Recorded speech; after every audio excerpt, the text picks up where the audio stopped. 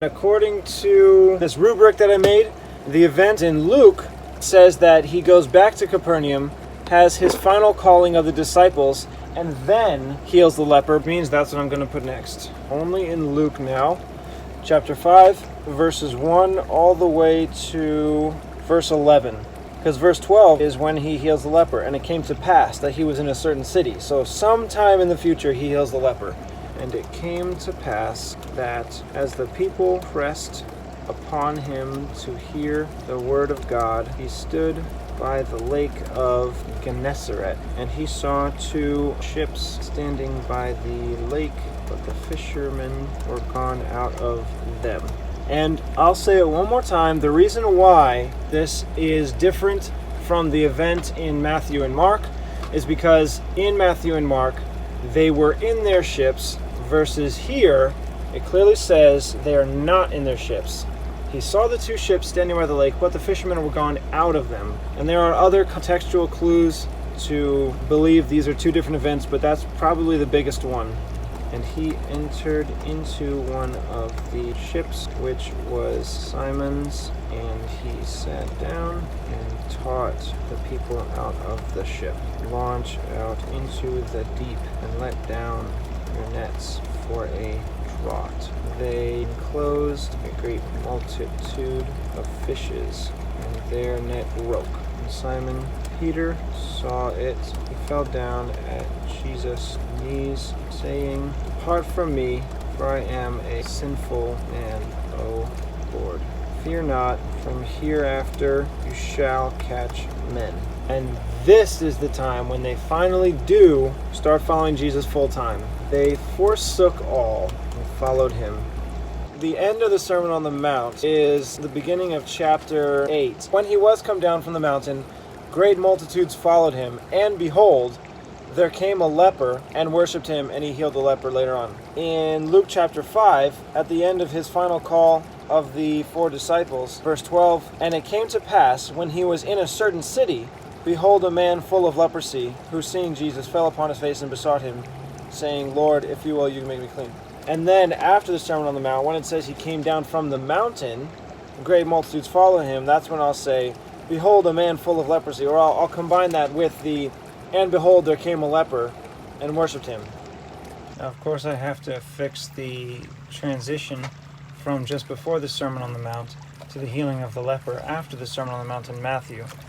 But it's no longer going to be around the Sermon on the Mount. So I'm going to keep, "It came to pass when he was in a certain city that a man full of leprosy came up to him," just like in Luke. But all the words from Matthew at the beginning of chapter 8, where it says, "There came to him a leper," I'm going to keep that as well, because this is just that story moved over in Matthew.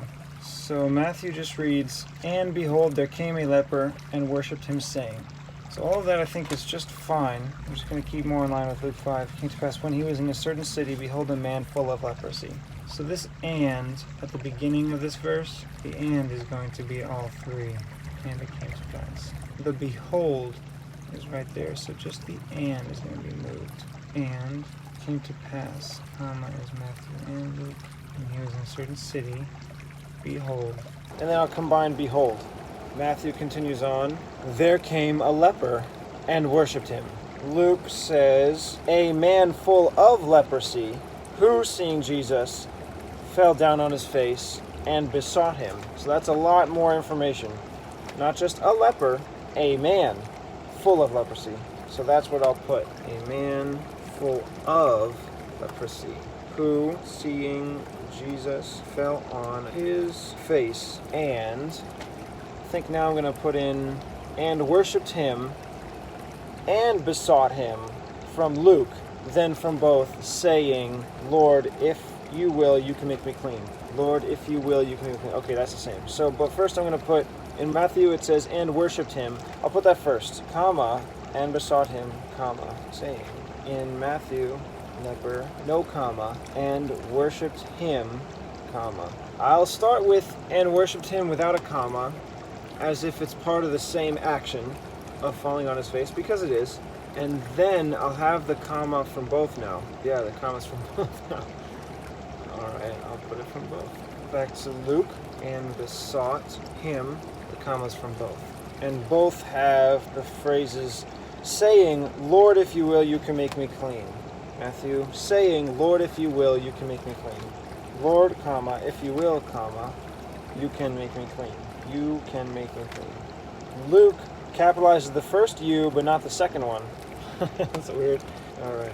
Saying, comma, Lord, comma, if you will. I'll have both yous capitalized. You can make me clean. Luke continues on, and he put forth his hand and touched him. Matthew, and Jesus put forth his hand and touched him. So I'll definitely have Jesus instead of he, but the rest of it, put forth his hand and touched him, is the same. And Jesus, back to both, put forth his hand and touched him, saying, I will be you clean. Saying, I will be you clean. Good. Oh, there's a colon in Luke and a semicolon in Matthew. Oh, why can't the Gospels agree? I'll put a semicolon. I will be you clean. And immediately his leprosy was cleansed. And immediately the leprosy departed from him. His leprosy. I think I might be able to put both in there. I could put, and immediately from Matthew his leprosy was cleansed, and then from Luke, and departed from him. Or I could say it was departed from him and he was cleansed. Or I could just pick one or the other. If I was to pick, I would probably pick he was cleansed, because as a leper you have to shout to everyone, unclean, unclean. So saying he was cleansed is, I don't know, more impactful than just saying it departed. If I was to put both, I might have to just say this is all from Matthew, or it's all from both, except for the his and the was cleansed, but also the and at the beginning, in order to add the and from Luke at the end to say was cleansed and departed from him. That'd be really moving the and around just so that I could fit things, and I don't really want to do that unless I absolutely have to. I'm wondering, it's kind of like the way it's treated here in Luke is as if it's treated like a devil, like a demon. The leprosy itself left him, as opposed to how it's treated in Matthew. His leprosy was cleansed, where it's like it's a part of him. It's a disease. I'm not going to put both. And immediately his leprosy was cleansed, and the leprosy departed from him.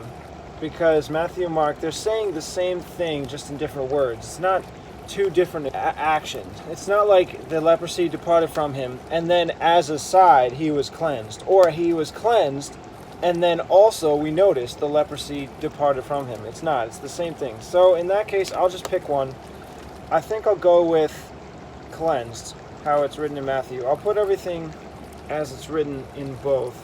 The and, the leprosy, and the word immediately, that's both, but then only from Matthew, I'll say was cleansed.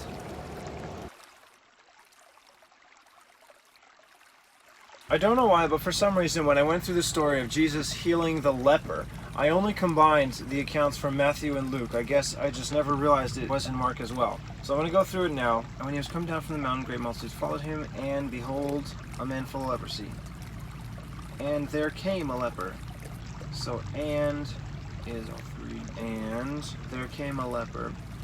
Behold, a man full of leprosy, beseeching him. So him is dark yellow, because it's also dark. And kneeling down. Okay, did he fall on his face or did he kneel down? I'll leave it as it is. Fell on his face. And saying, him is dark red, and saying. So I'll put this and as both. Saying. I'm not going to add to him because him is already common so far. This saying would actually be all three now. Yeah. Worshipped him, besought him. I'm not going to add saying to him. If you will, you can make me clean. So that's all three. And Jesus moved with compassion. Okay, so Jesus is both, and would be all three. Now I'm going to add moved with compassion from Mark, because there's nothing like it. Put forth his hand. So that's the same. Put forth his hand and touched him. Touched him. So all that is all three. Saying, or and said to him. I'll leave saying. I will be you clean. I will be you clean. So that is all three, actually. And semicolon is Matthew, Mark. And as soon as he had spoken, and immediately. Okay, and is all three. He had spoken immediately. Oh, immediately is there. If that's here as well, I'll have both. So Mark continues, as soon as he had spoken, then immediately is all three, the leprosy. You know, I was thinking about this when I was speaking about the man with the withered hand. I decided to go the man who had a withered hand instead of the man whose hand was withered, because we are spirits and we have a body. So here, I think I want to do something similar. Instead of immediately his leprosy was cleansed, I'm going to go with what it is in Mark, the leprosy.